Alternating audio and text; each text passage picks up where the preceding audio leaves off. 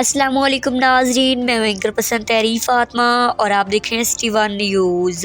خبر شامل کرتے ہیں کلر کہار سے۔ کلر کہار بلکسر کے درمیان موٹر وے پر کار الٹ گئی، 2 جہاں بحق 3 شدید زخمی۔ کلر کہار اور بلکسر موٹر وے کے درمیان کار الٹنے کی اطلاع پر ریسکیو ایمبولینس روانہ ہوئی۔ شفٹ انچارج آصف عمران نے بتایا کہ موٹر وے پر کلر کہار سے 10 کلومیٹر جانب اسلام آباد تیز رفتاری میں ٹائر برسٹ ہونے کے باعث کار الٹ گئی اور رتا گاؤں کے قریب بھٹی گجر روڈ پر آ گری۔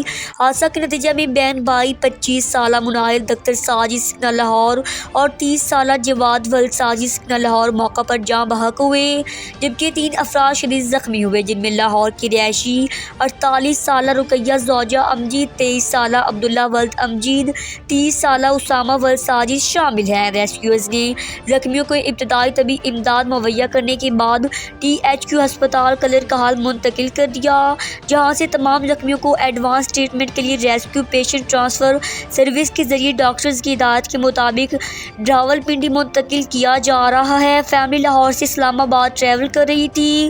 رپورٹ کر رہے ہیں Abrar Hussain, district reporter, city one news Chakwal.